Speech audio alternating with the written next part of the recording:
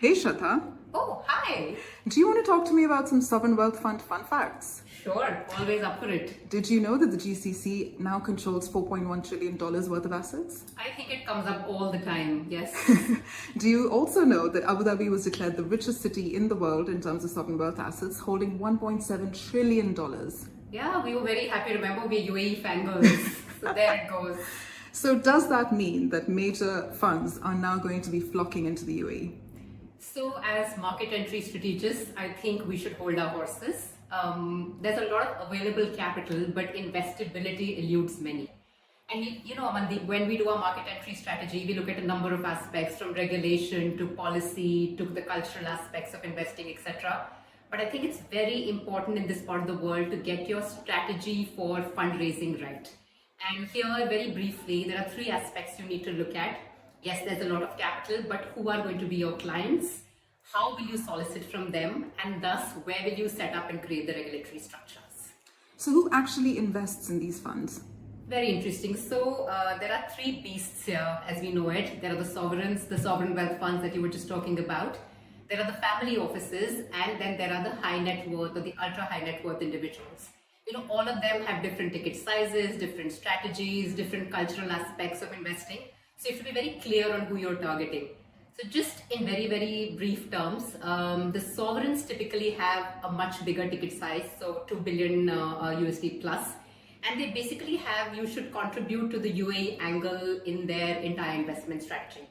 Then you have family offices, and very interestingly, and people must have heard this lots of times, an intergenerational wealth transfer is taking place. So when you're pitching to them to invest in your fund, you have to take care of the more conservative aspects of the older generation and some of the fast moving sectors of the new generation.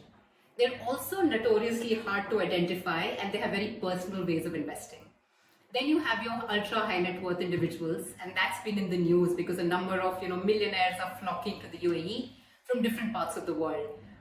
They have smaller ticket sizes, but they are more open to some of the new sort of disruptive aspects, whether it's digital assets or it's deep tech. And then you've got your traditional, institutional investors like pension funds, which in the UAE operate very similar to the sovereign wealth funds. That's interesting. So let's talk about the funds that are coming to the UAE. How would you suggest they set themselves up from a legal structuring perspective?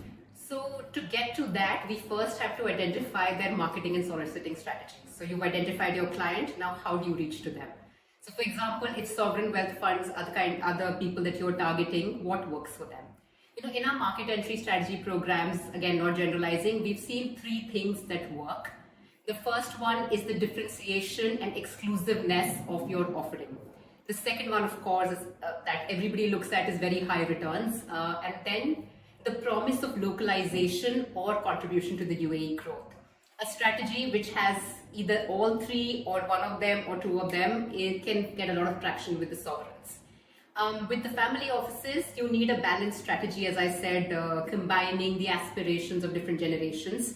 Here, Sharia investing comes into being. You need high returns, the co-investing with some of the US and UK companies like KKR, etc. And there's a lot of emphasis on deals in the public and private markets, right? So we've come across intermediaries and family offices that basically take from here and invest in some of the more mature markets. For the high net worth individuals, it's a very interesting mix of strategies depending on what the nationality is.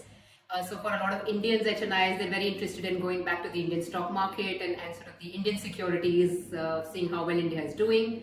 For the Chinese, for example, it'll be real estate. From those coming from North Africa, it might be commodities and so on and so forth. And then moving on to your legal structuring, because who you're targeting and what your strategies are really determines where you should set up. Of course, we're not legal experts, but just at a very high level, UAE has a number of jurisdictions where funds can set up.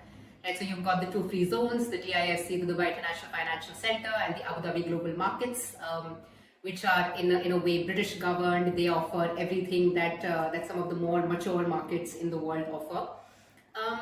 So if you're targeting sovereign wealth funds in Abu Dhabi, then ADIA might be a good place to start. If you're looking for international pedigree, if you want, again, at a very high level, if you want capital from global and regional players, DIFC might be a good starting point. UAE mainland especially Dubai and Abu Dhabi, are also coming up in a big way with the regulatory easing for funds. So there has been talks about, no VAT or VAT exemption for some of the investment funds. Now we need to see a little bit more about that. There's also a concept of passporting, which both DIFC and ADGM offer, which allows you to solicit from anywhere in the UAE or globally, but there is a cultural and Emirati and GCC level competition that you have to navigate. So a number of things, from identifying the right clients to getting your marketing strategies right, to where you set up, will determine your optimal funding strategy. And all the best to all the funds out there.